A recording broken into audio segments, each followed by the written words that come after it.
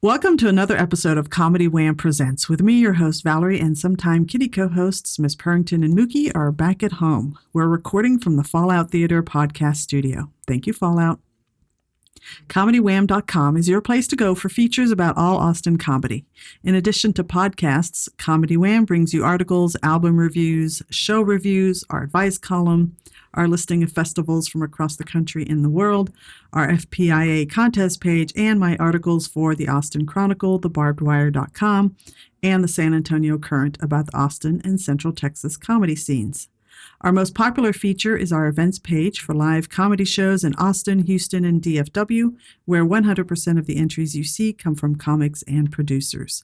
Click the Submit a Show button from the top of the homepage or events page to fill out the survey to get your show listed. It's free and easy.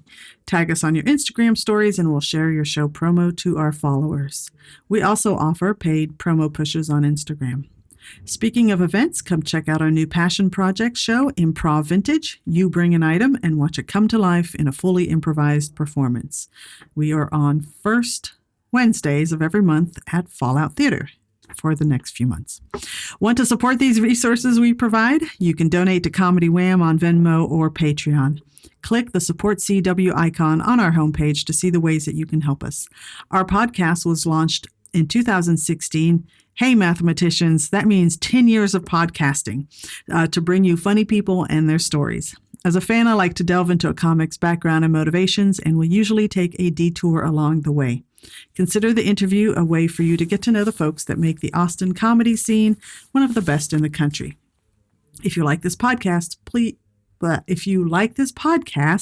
please rate and review us. Today, we are talking to one of the stars of Decease and Desist, the 2025 Smash sketch show at ColdTowne Theater. He is an actor, improviser, and instructor, and probably does even more than that. He's performed in The Monster, The Misterios. I don't know if The Misterios has a the, whatever, and The Showdown, and he performed in other things. But I just only... whatever. And now Comedy Wham presents our guest, Garrett Rojas. Amazing. That was perfect.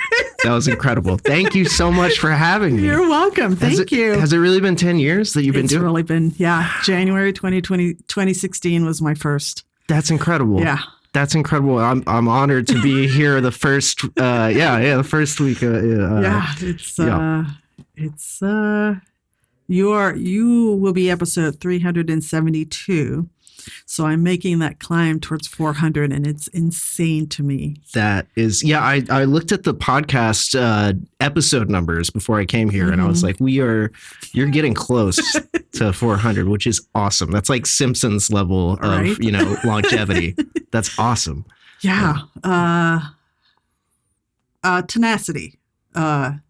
Is the word that I would use. Where it's like, when I first started, I had a friend who said, because I was doing it weekly, and I still am pretty much doing it weekly, she said, you're going to run out of people if you keep at this pace. And here I am. I still have not run out of people.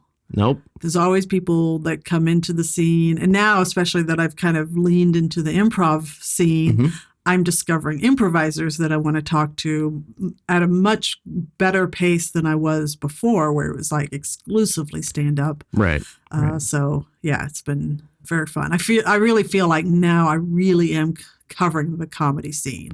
Yeah, I see it. I think everyone in the improv community, as well as, for stand up, it's been there since the beginning. So it's just thank you so much for, I think I've told you before outside of this, but thank you for championing the entire comedy scene here in Austin. And it sounds like Texas just in general, which is amazing. Yeah, it's been a fun journey for sure. Okay, but this is about you, Garrett. Oh, yeah. Okay. Sorry. Forgive me. Sorry about that. Okay, let's officially break the ice here. Okay. And let me ask you one word to describe your past. My past. Oh, wow. That not knowing the questions before you come in here is really like, whoa. Man. My past. It's a journey. It's been a journey, I guess. I don't know. Feeling wise, I'm like it's it's tenacious, I guess. Tenacious would be the word that I would have about it. Tenacity, having that tenacity to just keep going, no matter just whatever you think is fun. So I think. Yeah. I don't know. That's why I'm here now, I guess. I think one of the favorite parts, if I can be reflective, one of my favorite parts about this podcast is watching people come up with their one words. Because some people are like, this word. Yeah. And, I have to say one of my favorites of all time, very early on, Duncan Carson, his was like, ugh. Okay, so it doesn't have to be a word. No, it does not have to be a word. Yeah, some people try to do the hyphenated thing because they just can't pick one word. Yeah.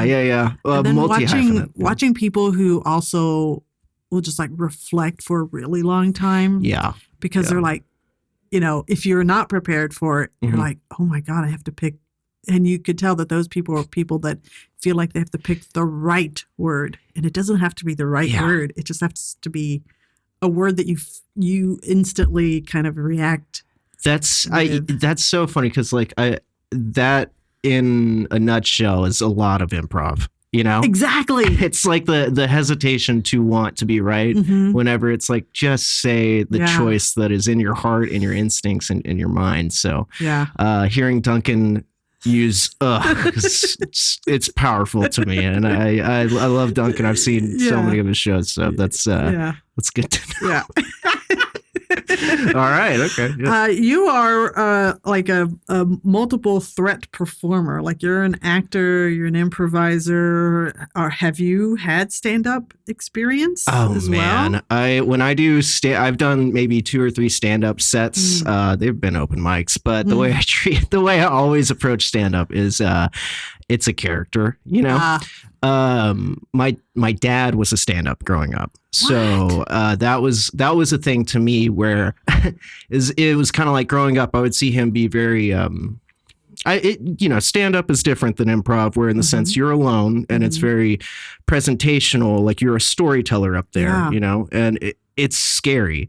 That being said, I found acting the thing out, or just like being in the joke rather than like telling it was more comfortable for me, and I think I just had a natural aversion to stand up because it's like, Dad, I can be funny in my own way.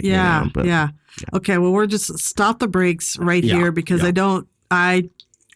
in 10 years, I don't know that I've ever interviewed somebody whose parent was a stand-up. Yeah, he performed. I think he opened for Carlos Mencia once or a couple of times. I don't know. He definitely opened for Mitch Hedberg once. Wow. So he was never a big name, but it just knowing that was his passion for a long time. Yeah. And that's one thing growing up I would always see is like he would be the funny guy growing up. He would be the guy that like made everybody in the room laugh. Yeah. But it was just in a different way, So was he lucky enough to make it as a career for himself, or was it kind of like many of us? It was one of those things where he had me, and so I kind of threw a wrench in that thing a little bit. Sorry, Dad. Yeah, right. But it was, to know that, because I think he was also a radio DJ for a time, like a pretty good amount of time. And so just hearing about like how he was following the things that just he wanted to do in life. And then eventually it became like, okay, I have a family, so it's time to, shift gears and do that whole thing. So, but I'm very fortunate to have been surrounded by that kind of environment growing up, I would say. So did you perform from an early age yourself in some capacity? So growing up, I primarily played music. That was my main thing growing up my whole life. Like I come from a family of musicians, actually. Wow. My uncle is like a Nashville session musician. He's won like keyboardist of the year for the CMAs like 6 or 7 times. So like there's like a whole background of music stuff as well. And so that's what I was doing most of the time, like until 2017, 2018, I would say. And what is your instrument or creative? Guitar. Guitar. I've been playing guitar since I was like 9 years old. I'm like classically trained in it. I performed in bands and stuff, but I also played drums for a while, and I know how to produce and all that. So like that was my whole existence for the longest time. Yeah. What's your favorite band you've been a part of? That I've been a part of? Oh, man. Wow. That's, I don't know if I want to name the name because I don't want people digging for my old music. But I will say that growing up, I had a best friend who played the drums and I played guitar. So we ended up performing and just playing he's still my best friend. So that was one of the most special things was the collaborative aspect of being able to just hang out with a buddy and create, Yeah. And so, yeah. I think already the thing that I'm most charmed by your story, and we're 11 minutes in here, is unlike many people that I talk to, like creativity just courses through your veins. Like you've got this, family heritage that embraces and does create. Mm-hmm. And for a lot of people, it's, this little side outlet thing, and the parents don't understand and the family doesn't understand. But for you, it's like natural. Yeah. That's so cool. It is. It's one of the most fortunate things. And I as I get older, the more grateful I am about the fact that like my parents never told me no or to turn down the amp or to, like what I remember I would go into my parents' room and it was like, it'd be like late at night and I'm, young little kid, but I would just have the TV remote and I'd just start doing a improvised stand-up routine. And my parents would be like, I'm trying to go to sleep. Like, get out. But they, it was like that loving, like indulging way, Yeah. So I would just, have you seen this? Have you heard about this? For like an hour. And they're like, okay, it's time to go to sleep now. Right. But it's just, very fortunate to have a loving and, conducive environment towards the sake of creation, creating things. So what was your pivot from the hardcore musician avenue into comedy? So I think it wasn't necessarily a pivot into comedy. It was a pivot into acting first. Okay. But I've always been connected to comedy in the way because my dad. But doing music a lot of the time can be a very insular thing. It can be a very like you're creating on your own. And you can also have a lot of attachments to wanting a composition to be this way and not want like an outside influence on that. For me, I was like, I'm sitting all day. I want to connect with people. I want to be creative in other ways. So that way I'm not just sitting here all day. And I'm also not just inside of myself thinking about like, you need connection, I think. Yeah. And I think having a community, a creative community, regardless of if it's acting or comedy or music or whatnot, you need it. And so that's the one thing that I really appreciate about comedy, this comedy scene in general, the acting scene. I appreciate about you kind of being the bridge in a lot of ways to what is going around in Austin right now. So yeah. Okay, so you didn't answer me though. So acting, and then what did that look like for you? So acting, I did acting for a year, and then I was told by one of my acting teachers, which shout out Sarah Marie Curry. She is a phenomenal actress as well as an improviser. She recommended that I start taking classes at ColdTowne because I really was getting into like improv or just the idea of like UCB type stuff and like, just wanting to do make-em-ups a little bit more. And I was always a little like off book, so to say, in doing my scenes in class. I would just improvise or paraphrase. And, and, you know, I've gone such a far away. I'm on book 100% of the time. But I do think that every performance, whether it's scripted or completely improvised, is something that is ephemeral and it only happens once. And so the idea to try to recreate such a thing, to me, is like, just ride the wave of whatever is in front of you, like the present moment that is happening. So from acting into comedy, ColdTowne classes, I went through the whole entire thing. I did classes at Fallout where we're at right now. Just really kind of always keeping in mind, though, that improv to me is, I love it so much. It's a tool rather than like the thing itself, you know? Okay. If that makes sense. I guess what I mean by that is like there's a lot of different approaches within improv. Like you have the UCB approach, right? You've got Second City. You've got like all these different schools of thought about a thing. Yeah. Whereas I'm like, just pull the things that are, how do you connect? How do you prefer to connect? You know, I'm always like, how can I get my students to, you know, I want to see everyone shine in their own way. And I don't want them to be beholden to one school of thought. Sure. You know, and as an actor, I teach improv to actors as well. I always present it as present moment imagination. That's what that is to me. So how can you connect, be present, and fully live in this imagined circumstance? So that's what I like to bring into my improv work, my sketch performances, or anything in general. It's just like, how can I connect? How can I be fully present? How can I, you know, it's people want to see things happen to you, you know, like slapstick comedy or whatnot. We always think of the guy that like steps on the broom and it hits him in the face or something, you know, we laugh at it. But, you know, you have to really believe it. Otherwise it's not, you know, it's kind of like we're winking a little bit. Yeah. So, going back to the acting that you've done, is there a particular acting role that you've had that you feel like, especially before you entered the improv world, that you feel really kind of ignited or captures exactly that improv mindset, but even before you ever did improv?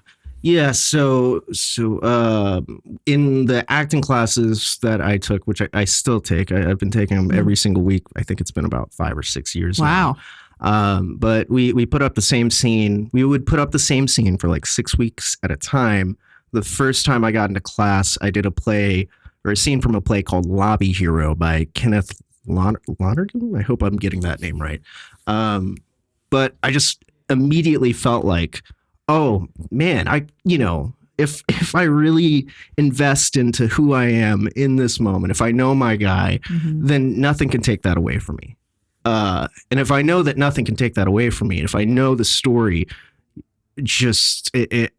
all I need to do is be present with the person in front of me, you know? Yeah. And again, going back to like the acting stuff, it's like I would paraphrase, I would go off book, I would do all this stuff, which has gotten a lot better. But just having the essence of like knowing like, oh, we're going to get through this, you know? No matter what, I'm not going to die on stage right now. You know? Like, I guess, does that answer the kind of? I mean, I'm interpolating a lot of the words that you're saying into what I have learned in improv. It's, you know, speak to the top of your intelligence, be grounded, and know that you know, make the best choice for yourself. Yeah.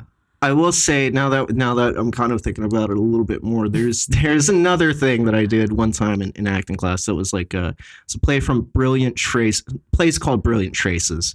It's a very dark play. It's like a two-hander, just like two people the whole time. Mm-hmm. One time my scene partner was absent from class, and my teacher, Sarah Marie, shout out, she had asked me to perform a monologue in the script that wasn't in the scene that we had been working on. Mm. But I'd read the script so many times, I knew who I was, I knew my character. And so she asked me to do this. And so I started reading it from the playbook, and she was like, "Don't look at the words." I was like, how am I going to do this? How am I going to do this if I can't look at the words, if I don't even know what's going on? I ended up being, I knew the monologue. I knew what happened, the points in the monologue, the beats in it, like what I was saying. I knew how I felt as the person that I was. I threw the playbook and I just blacked out. You know, I did the whole entire thing completely improvised for like 2 or 3 minutes, however long it took. Yeah.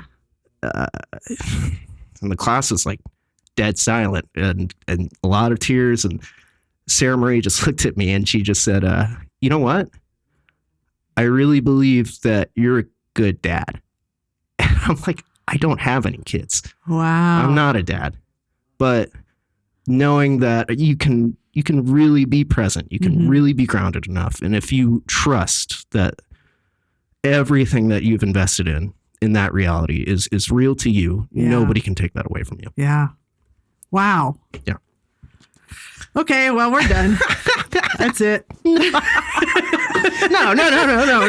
You said there's 29 hours on that SD card. Yes, that's true. Yeah. That's true. I'm not leaving. Yeah, no, I'm kidding. Wow. That's, God, that's intense. But I mean, I think anybody that's, even a stand-up and an improviser can both learn a lot from that. Just, you know your own words and you just trust that you can convey what needs to be conveyed. Yeah.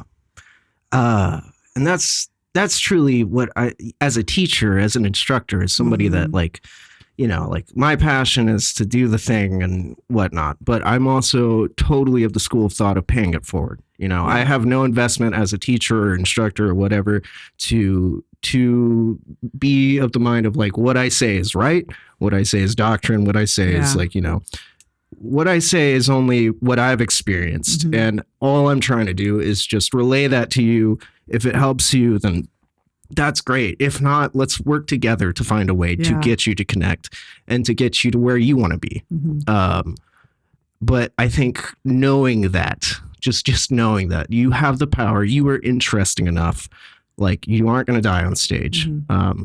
Goes to stand-ups, improvisers, performers, all that stuff. Yeah. Because that anxiety never goes away before you get on stage. I'm sure you've done enough shows where you're like, your heart's pumping up, and it could be like, 70 people or 4, but it's still like, yes, oh, man, I really want to do, but yeah, just to like, it's like you get all this anxiety and then you're there. And it's like, well, I can't be focused on the anxiety. I just have to be present with you or the, imagined space I'm in or whatever gets you to connect. But that's what I hope to just pay forward to whoever, it's interested. And sometimes you just need to sell a product. I know I've seen one of your commercials. Yes. Did you do an HEB commercial? No, I didn't do an HEB commercial. I've done like text tag is what, like a Cane's commercial. Like I've done Cane's, oh my God. Raising Cane's commercial. I did that with the Peter Billingsley from A Christmas Story. That was fun. Yeah. Wow. Yeah, he was the lead though. I'm talking about this as if I was the primary person. I'm like, no, but he's very nice, very, very cool opportunity. But commercial work, you got to sell the things. You got to, But if you don't believe in it. But if you don't believe in those chicken fingers. Exactly. Who's going to buy them? Right. Yeah. I'll tell you who's going to buy it. My son. Yeah. I mean, it is delicious. absolutely delicious. Yeah. And also, they only do chicken fingers, so you have to be good at it. You know? So, right. Yeah. Much to my chagrin. That's okay. What was your first improv? You started at ColdTowne, right? Mm-hmm. What was your first show that you did? So after graduating, the first team I was on was called The Rendezvous, which that was like the first experience of being like, oh, wow. We're in the major leagues now, right? Yeah. Everyone on that team was so good, and nobody had like an ego about it or anything. Like we had a coach the entire time. We were together for like a year or so. We did it close quarters. Okay. That's what we did, and man, you just learn so much and grow so fast by allowing everybody to be at the top of their game and contribute what their special sauce is to like, the show. And yeah, that was like, that's where I got hooked, I think, was like getting that feeling of like, oh, we're playing like a game of basketball right now. Like I'll throw you an assist or whatnot. And like you'll slam dunk or you pass it to me, whatnot. We'll figure it out though. I think that is so important to have. Was that a group that was formed out of your graduating class, or was that an That was I think ColdTowne had put out auditions for it. So that was one of the teams that they had put together. Okay. I don't think anybody really knew each other for the most part, but it was just instantly like instant buy-in, instant shared intentionality of like how we're going to do this show, instant shared vocabulary of like, okay, like this is, these are the terms. Like we'd have things like theatricality enforcers and throw forwards and all these like weird little like nuances to the show that we'd be like, oh, if we know that that's going to happen, then we're all going to jump in and attack that thing, so that was just a great feeling. Yeah. Do you have any favorite moments that you can think of from? Man. Oh, man. I mean, there's so many. I remember one time we did a show that was like at a camp or something. That was the location we had gotten. And I was doing a scene with somebody, and I got like a knock on the door. ColdTowne has those two doors or whatnot. Somebody knocked on the door and was like, "Hey, keep it down in there." And it was Zach from Cease and Desist. We're on that team together, but he goes like 2 scenes later, and the show in close quarters, it's all supposed to be happening in real time in separate rooms. So I watch him do his scene, and then all of a sudden he just goes to the door and he knocks and he says, "Keep it down in there." And I was like, that's so cool, that's so cool. And there's just tons of little like honoring each other's realities. Yeah. Like I would be looking at like a sunglass kiosk that like turns in a mall, and like 2 scenes later, somebody would be in that same space and they would go to that same kiosk in the same space and look at the glasses. And it was like, okay, all right, we are all operating on like 10 right now. So, there's just lots of little moments like that. There were just like moments of discovery that truly you are having at the same time as the audience. And it's just absolutely thrilling. Yeah. What was, I'm sorry, I'm doing this like chronology style, but what was next? What was next after Rendezvous? Oof, man. What was next after that? I think what I had done after that was started taking Fallout classes here. Okay. And in that time, I think Misterios had started. I think Monster was kind of picking up as well. And, these are all just, Misterios is the Latin troupe here that we have in Austin. Love all of them. Monster, love all of them. The Monster was more of a herald kind of thing. And then afterwards, the Temptress. Temptress is what I'm on currently. I'm still doing Misterios. And I'm doing Cease and Desist, which actually, if I must correct real quick, I know we're this far in, but we go by Pay Pigs now. So, But I do not blame. No, I do not blame you, because in the poster for Cease and Desist, in the tiniest fine print above, it's like PayPix presents, and like I don't think anybody ever saw that, So like, if only we could have made it smaller. Yeah, right. Yeah. You're really testing to see if people are paying attention. Yeah, paying attention. Yeah, but PayPix is the name on that one, and that's a sketch review kind of thing, and. That was an amazing experience as well, That was incredible. I think I watched a fairly early iteration, and I know that at the time I had just gone through one of my ColdTowne classes with Anthony, who I just adored.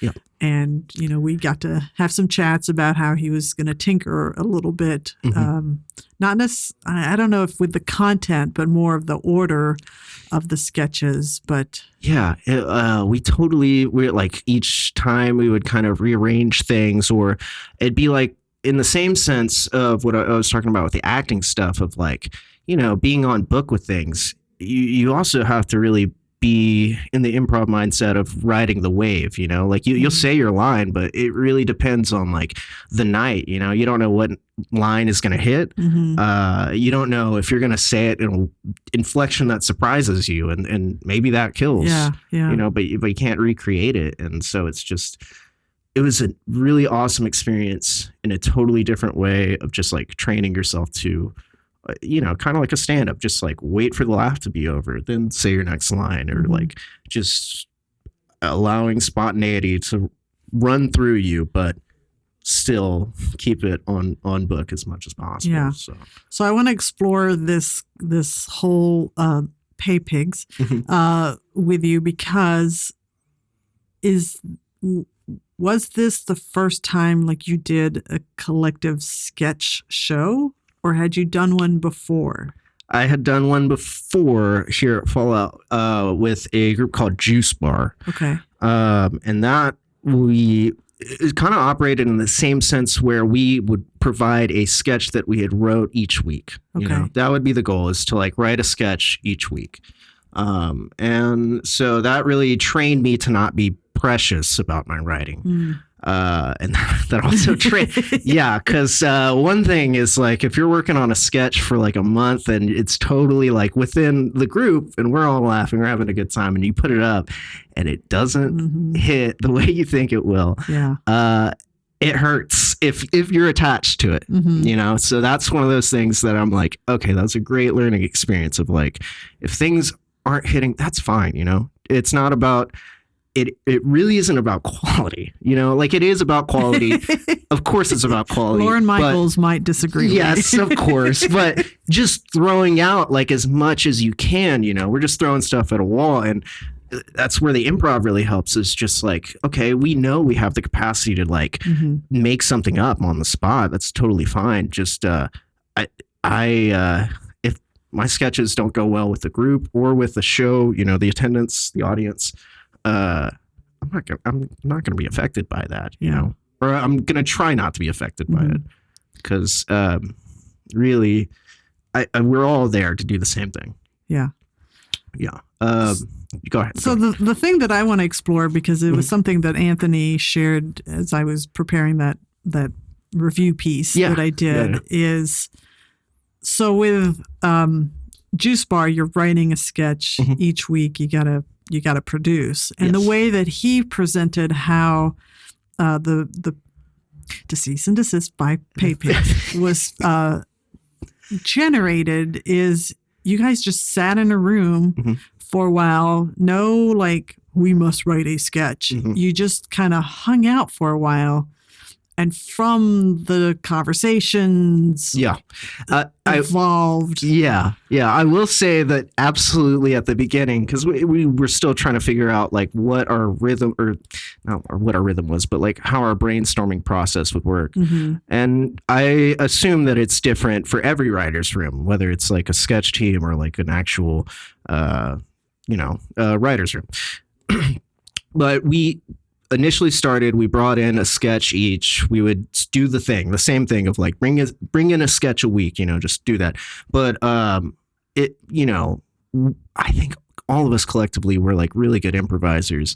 And Anthony saw that. And Anthony also comes from a long background of like Chicago stuff. And you know, he's just the best, you know, but he really knew how to get the best out of us in the way of like, all right, let's do some 3-line scenes. You know, we just hop up we just start doing improv. And a lot of the times I'd be like, this is like the funniest thing in the world, you know?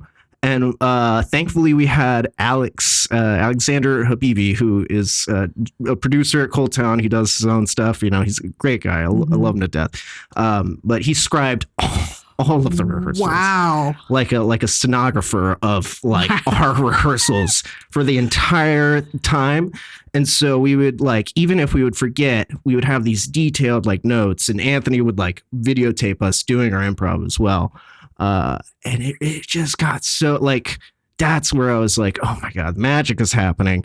And we don't have to feel so like precious about it until we get to, all right, these words are set in stone. This is that. But the writing process of it was just so like anything can happen and anything is accepted, you know? Yeah. All is welcome in that world.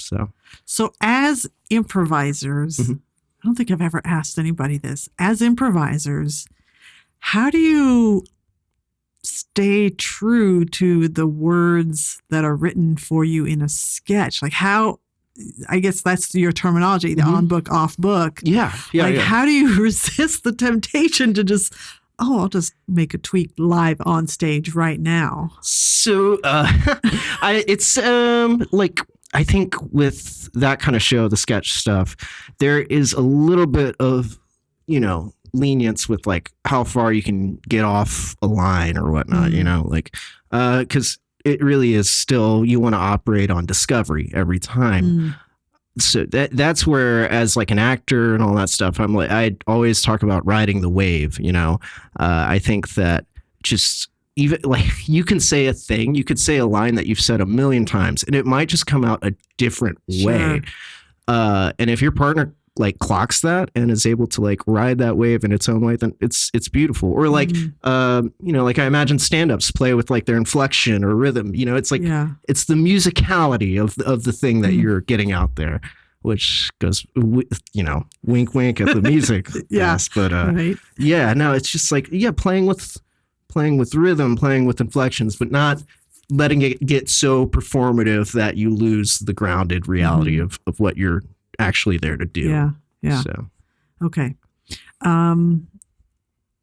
we're gonna take a little bit of a break with this where should we begin card game. All right. And these are prompts, so easy peasy. You're gonna point to one of these two cards and I'm gonna read that one to you after you read the other one to me. So pick which one you want to answer.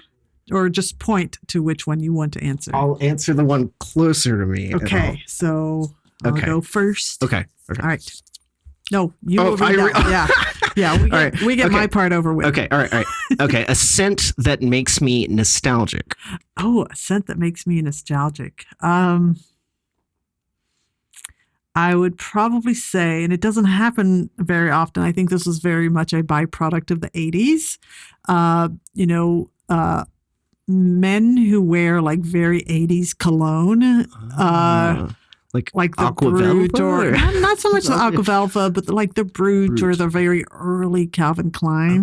That definitely makes me nostalgic because my dad was a guy who would wear like so much cologne.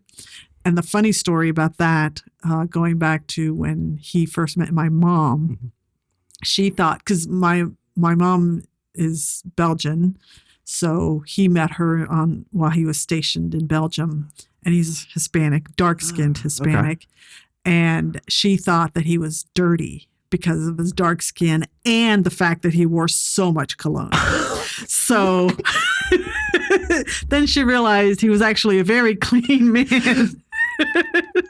Wow. Yes. That's I'm familiar with the smell of I love this, the way that sensory things take, the places they could take you is amazing. So I love that journey that I just went on with you. That was okay. Nice. Thank you. Okay. And Okay, this should be fun to hear. Okay. Garrett, a rule I secretly love to break. A rule I secretly love to break. I'm a huge fan of fart jokes.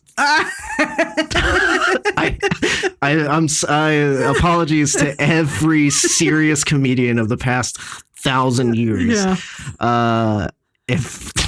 If you catch me off guard, I grew up watching, all of the, Airplane, Naked Gun, Leslie Nielsen. I get every day a reel pops up of him doing the same interview where he just does the fart machine, and I watch it and I sit there and I'm like, I honestly, like, there's Frasier and then there's that, like that's the spectrum of comedy. Like you can go so highbrow or you could get away with a fart joke and I'd probably laugh, honestly. Okay, so. Very good. All right. I mean, yeah. Sure. I mean, I'm not above that myself. Oh my gosh. Yeah, no, that was embarrassing.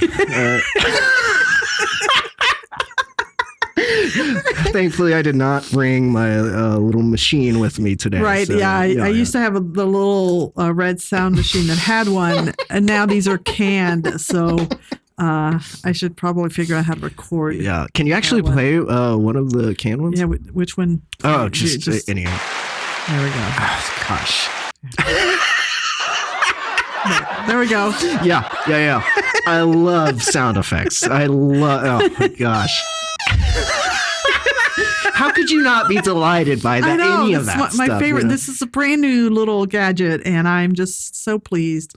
I mean, I hope when I get home and I listen to it that I'm as pleased. But it's very fun. Okay, back to serious talk. Okay. Okay.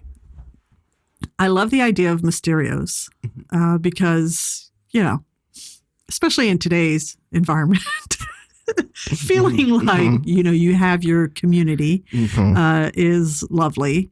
And I'm wondering first of all, how long has Misterios been playing? Wow. I think it's been like a year and a half now. Okay. Or maybe, has it been 2 years? I think it's been about a year and a half. Okay. Yeah. All right. Yeah.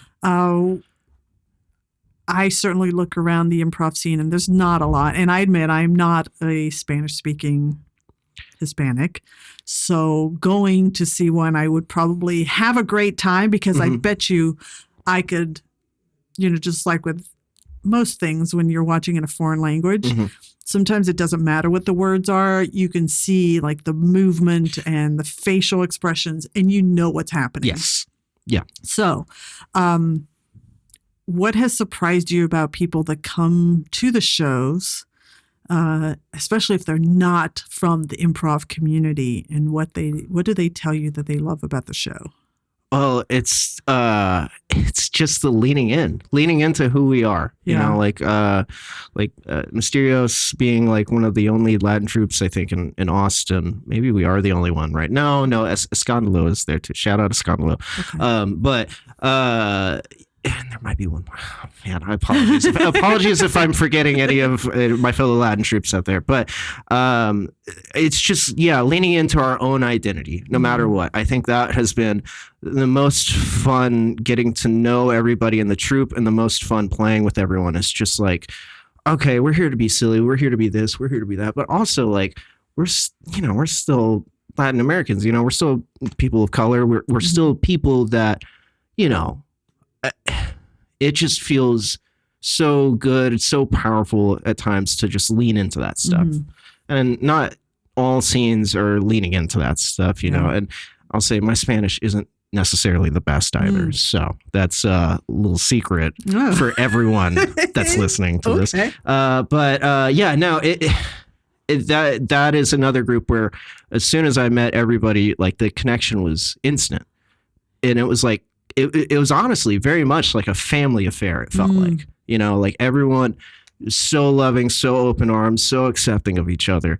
And all we're there to do is just play and lean into that feeling. And so I think from an audience perspective, it's leaning into that feeling and just sharing the joy of being a person of color, just doing some improv, being silly together, and making sure that there's a space for that, you know? So, yeah. Very cool. And how often does Misterios perform? The last show run, we were performing every other Friday. So like once every couple of weeks. And yeah, we actually got together for a Thanksgiving last year, which I was like, this is the first time I've done like a little Friendsgiving. It was very, that's the kind of camaraderie that I'm like, yes, everybody needs this, you know? So yeah. Very cool. Yeah. All right. We're going to actually go back to Pay Pigs. Okay. Yeah. Because you, unfortunately, I missed it. You did do a Christmas or holiday show. Yeah. And I'm wondering, did the approach to that holiday show differ significantly from the approach for the Cease and Desist run? Entirely. Totally, entirely. Because the Cease and Desist run, we had I think 6 months of prep to do. And we met every Sunday for each of those 6 months leading up to the show run. And then we got a holiday run approved, I think mid-show run of Cease and Desist. So it was like, okay, we have 6 months to prep for this one, and we have 3 weeks to prep for this other one. And so we were all like, and sweating the whole entire time. And yeah, no, it's a lot looser. There was not a lot of script that we were going off on that one. We were just hitting beats a lot of the time. And I think a lot of that show probably came from one rehearsal, to be honest, of improv. I would say there's 60, 70, maybe even 80% of that show is just from one rehearsal, and just where we were on it that day. So it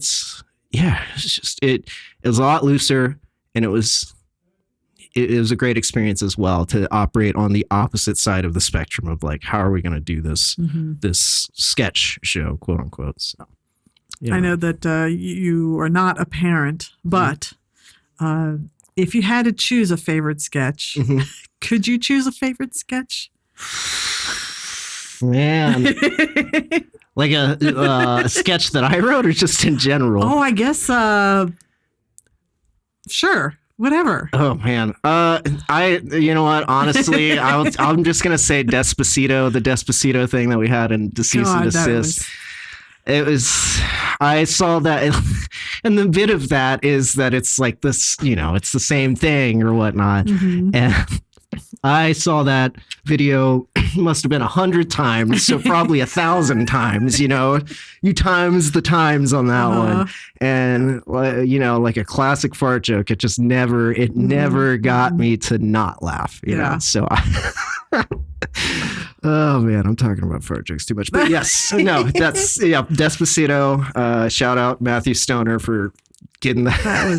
That was pretty great. And I definitely don't want to spoil that was just that was classic. Yeah. I will tell you, there are 2 sketches that stand out. Well, 3. See, I'm going to do the same thing. I really liked the dating scene. You were in it with I can't remember. Lauren.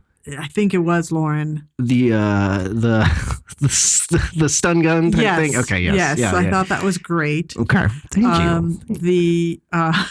You play a really good cop, by the way, in the very final scene, at least of the version that I saw.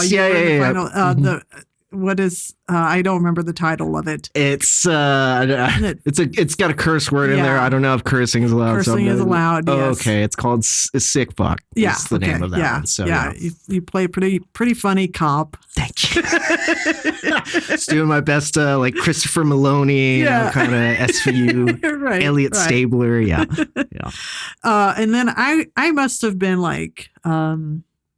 really being pushed into object work in my classes at the time, but the window washer to me was what an incredible vision and execution and ensemble. It just, to me, it's the thing that it had everything. That was one that was an improv. Like that came from improv. The thing that started all of that was the fact that we found out that Zach could do a good squeegee sound. That's literally how the entire thing was written, was because he sat on a chair and he was like, "Hey guys, check this out." That's amazing. And nobody had like an actual nobody wrote anything. Yeah. You know, we kind of just improvised it, and the way Anthony, like, you know, he's just a genius with like staging things and like directing things and all that stuff. So like he really was the one that kind of honed in, you know, what we were doing with that stuff. But oh my gosh, just like that's the kind of thing where it's like, okay, there's one like instigating fact, or, you know, whatever. The thing that is the catalyst for the rest of it is just so small, and here we are just providing so many different points of views to who this guy could even be interacting with, right?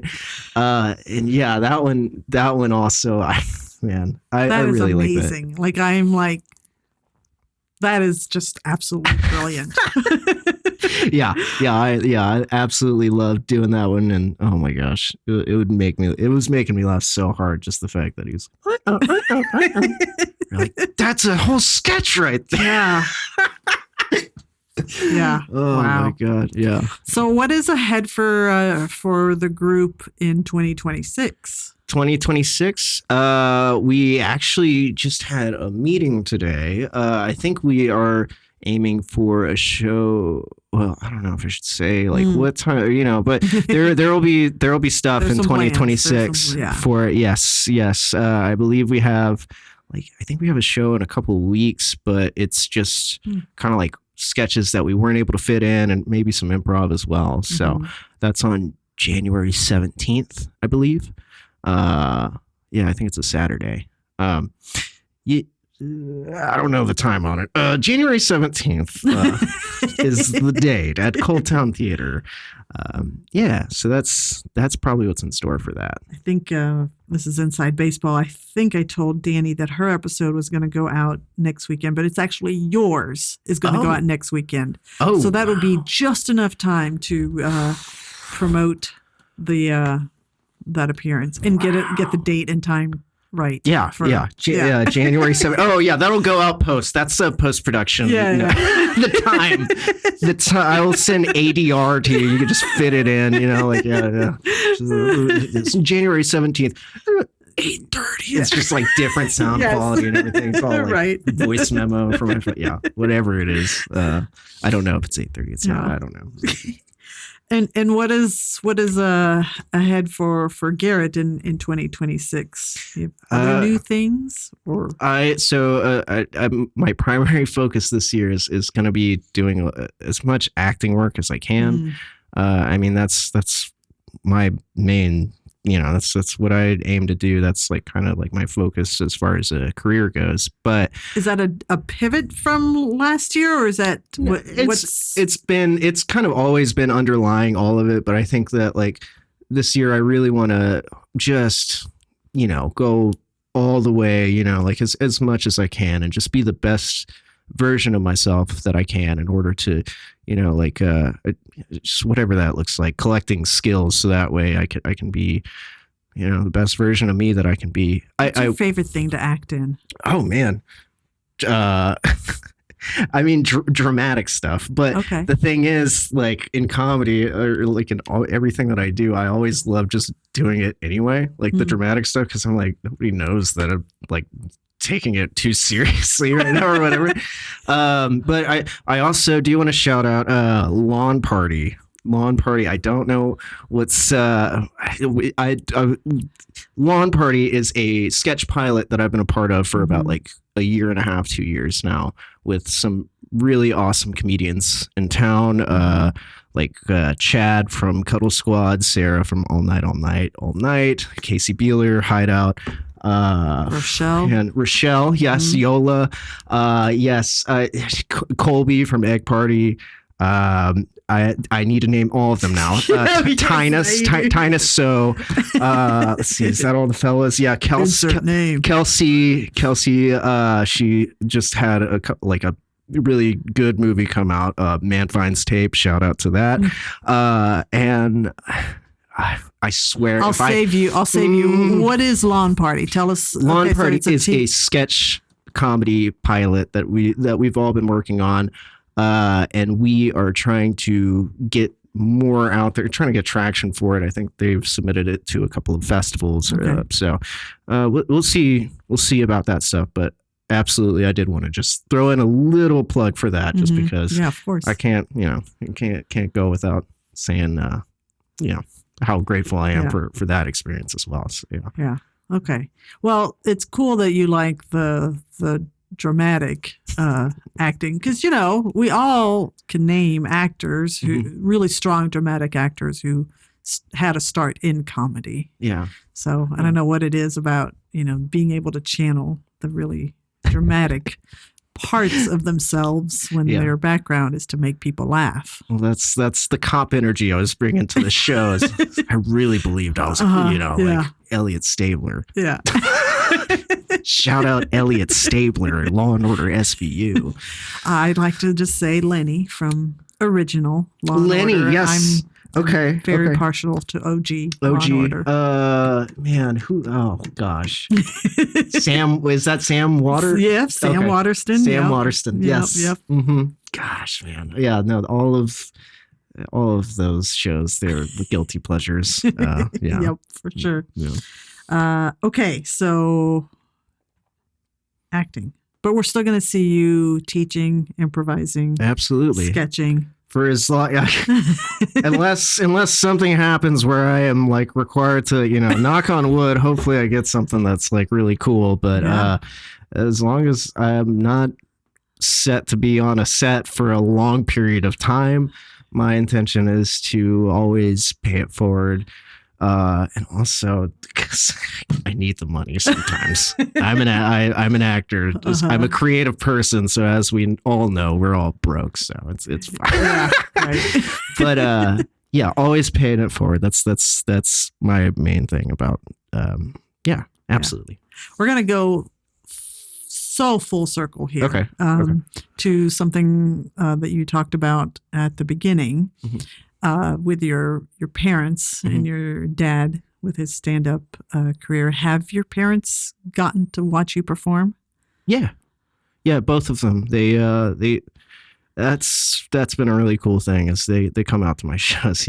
I'm like, well, it maybe not my improv shows as much because I can't ever guarantee how where those will go and how good they'll be, but. So they definitely make it out to my shows, and that's one thing where I'm like, man, that's the coolest. That's the coolest thing in the world. And I that's one thing I'm like, man, I wish everybody had that luxury. But yeah, look, shout out mom and dad. Aww. Yeah, for sure. Let's see. No, there we go. Yes. I really need to label. This is a brand new gadget. Sorry, mom and dad. This is what we need for you. Yes. You raised a good kid. The there we go. Audience goes wild. Yes. Oh, man. All right. Is there anything we haven't talked about that you want people to know about you? Man, I'm a lover, not a fighter. No, I'm just I mean, I think I've said a lot over this time, but I'm always an open book. So if anybody ever has any questions about anything that I've said or whatever, if anybody ever wants to chat, I'm always on Do Not Disturb. But if you reach me enough, I will absolutely respond because I love talking shop and I love, we're all working towards the same goal, whatever that is. It's so. I'm always here to support, whatever it is. And you are so much fun to watch on stage. I mean, improvising. I've what was the not Misterios, the thing that is like every other Friday kind of Temptress? Temptress, yes. Yeah. I think I've seen that a few times, and you're so much fun to watch on stage. Thank you so much. Fun energy and goofy characters, and it's great. And to me, it's all dramatic. Yeah. Now I'll watch with a different set of lenses. What I see. My favorite thing is to get an aw during an improv. Oh my gosh, that's the funniest thing to me. I'm like, okay, guys, this is all made up. All right, Garrett, are you ready for your closing question? Yeah, absolutely. All right. One word to describe your future.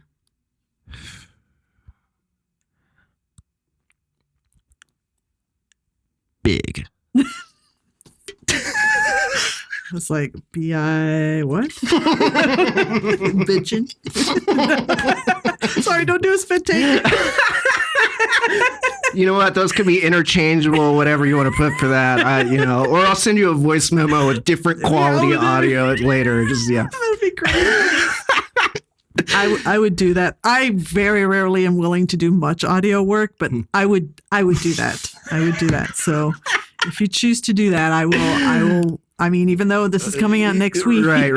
Crunch time is happening. I'm just going to intersperse it randomly throughout the episode. Yeah. You just hear words. They just emphasize, like, what the hell is happening? And then your friends and your family who listen to it, they're like, that was really weird, dude. I don't know. I'm listening to it. Yeah. And then all of a sudden I hear this voice and it's yours, but it's weird. It's like weird. It's just, it doesn't feel right. It's subliminal, kind of. Yeah. You're getting in my head. I don't know what it is. Man. All right, well, that is a wrap on Comedy Wham presents Garrett Rojas. Garrett, tell us where we can find you on social media and your projects. Yes, you can find me on Instagram at Garrett Rojas. Yeah, that's GarrettRojasyEah. That's Garrett Rojas. Yeah, at Instagram.com. Yeah. Okay. There we go. All right. And pay attention to Pay Pigs and Misterios. Come take a class sometime, or just come. Are you teaching at ColdTowne? I just wrapped up a ColdTowne thing. I'm teaching at my Carol Hickey acting studio. Shout out them. The last shout out of the thing, but yeah. I mean, I'm around, so nice, very cool. Well, we hope you've enjoyed learning about how Garrett got to be the comedic genius that you heard today, just as much as I have. Gosh. This has been Comedy Wham presents Garrett Rojas. I'm Valerie, and that's been funny. Thank you, Garrett. Thanks.